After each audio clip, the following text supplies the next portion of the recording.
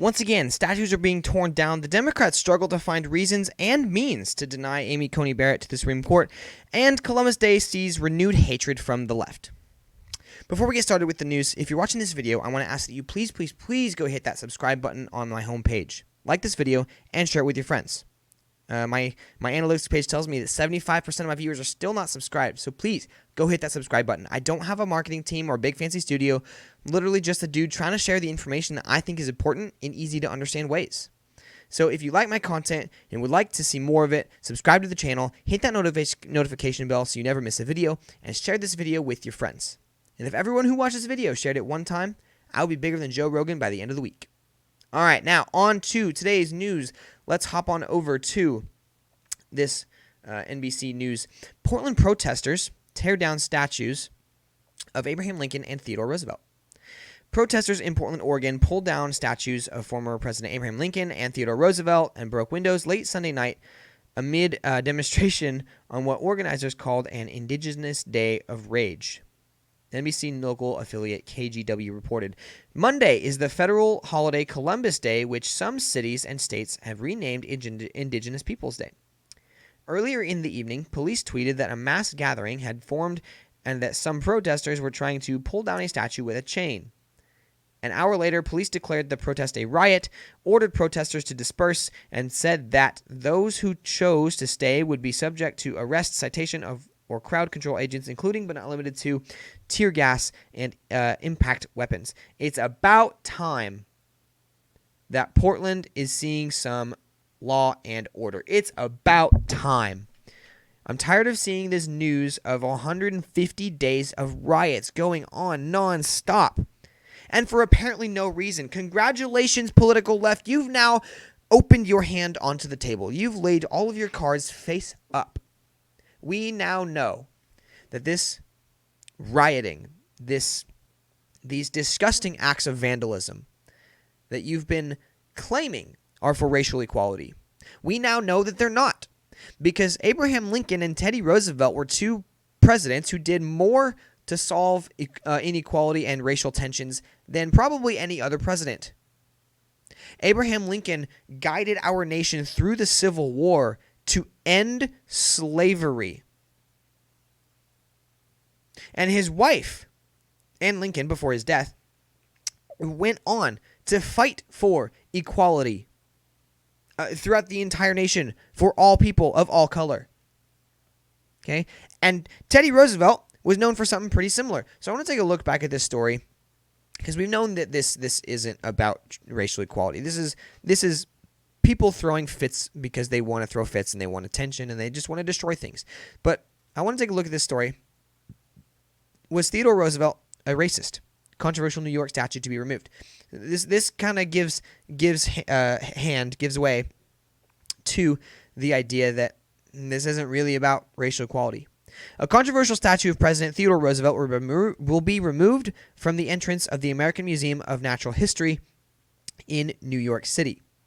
The monument of Roosevelt on horseback, flanked by two men, one Native American and one African American, has been presided over the museum's Central Park West entrance since the 1940s, but has long been decried by critics as a simple symbol of racism and colonialism. The decision to remove it was proposed by the museum amid a nationwide reckoning on racism sparked by weeks of protests over the death of George Floyd, a black man in Minneapolis police custody. Mayor Bill de Blasio, idiot Mayor Bill de Blasio, said the city had approved the museum's request on Sunday, adding that it was the, quote, right time to remove this problematic statue. So here's the statue in question. And I kid you not, the argument is it's racist because Teddy's on a horse and the two colored people are not, and so it sends the message that they are beneath him. This is the argument. And it is an idiotic argument.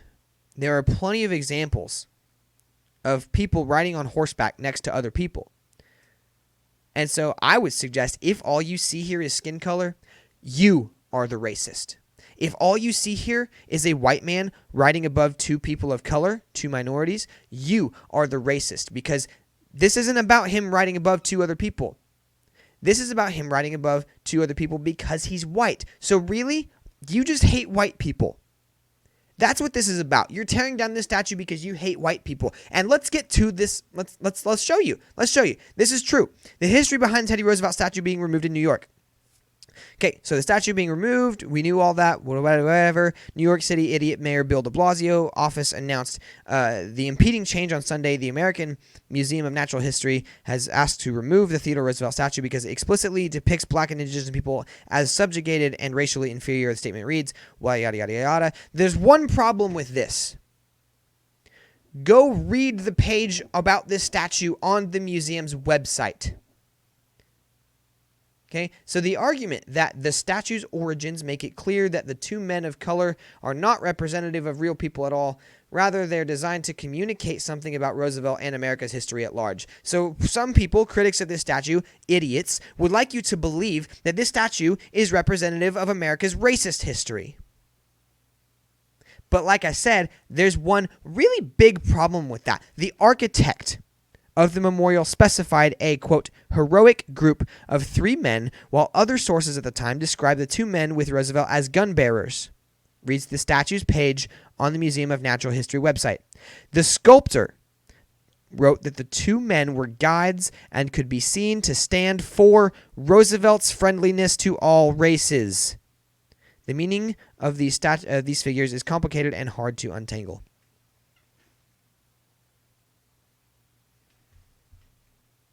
The people wanting to tear down these statues don't know what these statues represent. No one is worshiping Robert E. Lee for his racism. No, everyone, okay, will stand by Abraham Lincoln for guiding our history, or for guiding our nation through its most divided time ever. Abraham Lincoln and Teddy Roosevelt did more to end racism and segregation than probably any other president in American history. And still we're seeing their statues torn down because everything is stupid and no one knows what they want and no one knows what they're talking about. Educate yourselves. Educate yourselves before it's too late and we see our country split into pieces. Because right now, the Democrats are playing a double game. All the institutions are racist, but we need to defend the institutions. All the institutions are racist, but also Republicans are trying to break the institution for their own political power. You can't have it both ways. But they're trying. And we see this with Amy Coney Barrett. A major cause with major effect on over half of the population of this country, who are women, after all. It's distressing not to get a straight answer. So let me try again. Do you agree with Justice Scalia's view that Roe was wrongly decided?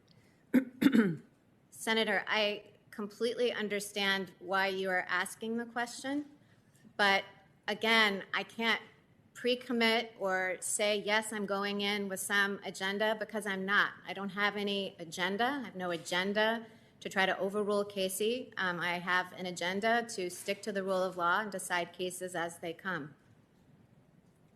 Well, as a person, I don't know if you'll answer this one either. Do you agree with Justice Scalia's view that Roe can and should be overturned by the Supreme Court? Well, I think my answer is the same, because, that's a case that's litigated. It could, its contours could come up again. In fact, do come up. They came up last term before the court. So I think, what the Casey standard is, and it's a contentious issue, which is, I know, one reason why it would be comforting to you to have an answer. But I can't express views on cases or pre-commit to approaching a case any particular way. So there you have it. The Democrats are actively trying to do everything they can to prevent Barrett from getting on the Supreme Court, including attacking her personally, attacking her character. I've said it once, I'll say it again. Amy Coney Barrett is going to become an avatar for the suburban housewife. Housewives across the United States are going to see Barrett and think, wow, she's such a lovely lady. I can relate to her. She's a devout Catholic. She loves her husband. She has adopted 2 kids from Haiti. She seems like a generally wonderful woman. And then there are the Democrats. They cannot help themselves from attacking her character and attacking her as a person. And so people are going to see this and think, wow, that's really kind of disgusting. I want to vote for the people who aren't doing that. The Democrats are playing this double game. Everything they like is constitutional. Everything they don't like is not constitutional. Everything they want to do is not court packing, but everything they want to do, or everything they don't want to do, is court packing. We saw this happen in real time in the debates when Mike Pence asked Kamala Harris, are you guys going to pack the court? And she said, let's talk about court packing. You're trying to pack the court by ramming through this nominee right now. I'm sorry. What? That's not what court packing is. Court packing is not using legal means, using your constitutional authority, your constitutional right to approve or disapprove an empty seat. That is not court packing. Court packing is adding seats to the Supreme Court, which the Democrats really obviously want to do right now. They're changing definitions. They are changing the rules in the middle of the game, and that is cheating. No one wants to play the game with cheaters. No one wants to play the game with cheaters. So stop trying to cheat. You lost this round. If you want to win, get out and vote. Go win the next round. Get over it. You lost. Go win.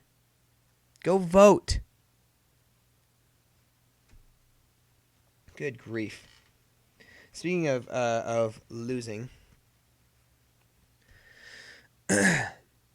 Thanksgiving guilt trip. How warlike were Native Americans before Europeans showed up? The approach of Thanksgiving, that quintessential American holiday, has me brooding over recent scientific portrayals of Native Americans as bellicose brutes. When I was in grade school, my classmates and I wore paper Indian headdresses and pilgrim hats and reenacted the first Thanksgiving, in which supposedly friendly Native Americans joined pilgrims for a fall feast of turkey, venison, squash, and corn. This episode seemed to support the view, often erroneously, attributed to the 18th century philosopher Jean-Jacques Rousseau of Native Americans and other pre-state people as peaceful, noble savages. As I've pointed out previously, prominent scientists now deride depictions of pre-state people as peaceful. Contra leftist anthropologists who celebrate the noble savage, Harvard psychologist Steven Pinker wrote in 2007, quantitative body counts, such as the proportion of prehistoric skeletons with axe marks and embedded arrowheads, or the proportion of men in contemporary foraging tribe who die at the hands of other men, suggest that pre-state societies were far more violent than our own. According to Pinker, the 17th century philosopher Thomas Hobbes got it right when he called pre-state life a war of all against all. There it is. There it is. The Native Americans were even more violent towards each other than before the Europeans showed up. That is not going to be dismissing the way the Europeans acted when they showed up, specifically Christopher Columbus, while we're talking about him. I'm not going to dismiss any of the things that he did. They were gross. They were horrific. And they were oftentimes very racially motivated. Seemingly, Christopher Columbus was a pretty racist dude. But let's not pretend that the Native Americans were innocent in all this. The dogs of war were seldom on a leash in the pre-Columbian New World, Keeley wrote. Popular culture has amplified these scientific claims. In the 2007 HBO docudrama, Bury My Heart at Wounded Knee, Chief Sitting Bull complains to a U.S. Army colonel about whites' violent treatment of the Indians. The colonel retorts, you were killing each other for hundreds of moons before the first white stepped foot on this continent.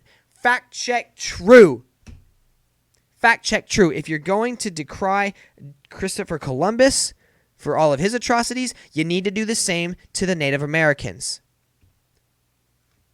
The Native Americans killed far more of each other than the Europeans did. That's true. So I want you to take a look at this. This is a map of approximately 90 of the 500 federally recognized tribes and their land. Okay? All of these tribes were at war with each other, trying to take the land from each other, killing each other, raping each other, scalping each other, and in many cases, eating each other. Does that sound like a bunch of European white guys showed up and disrupted a peaceful lifestyle? Doesn't to me. Native American tribes kept human slaves, which means people of color were slave masters even before the founding of America. When you picture slave masters, what comes to mind? If you were educated in America, you probably imagine a bunch of white guys on plantations. And while that representation isn't completely wrong, it's only part of the story. The truth is that many Native American tribes also kept human slaves. This part of history tends to get glossed over in the zeal to paint Christopher Columbus as a wholly evil man. And while there is no question that settling America ended badly for many of those who had been living here before, before Christopher Columbus and his crew arrived, some historians suggest that the Native Americans, as innocent, nature-loving people destroyed by Europeans, isn't exactly an accurate portrayal, or at least an incomplete one. In fact, some Native American tribes were holding war captives as slaves even before European colonization. They were often used to carry out labor. Some were also tortured in religious rites. After Europeans began to settle in the continent, some Native Americans were captured and sold by their own fellow Native Americans into slavery to Europeans.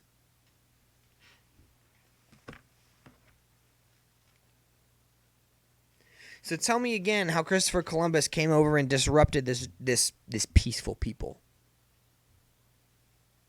Because it's not true. Not in the slightest. Neither is the idea that this was a war of race.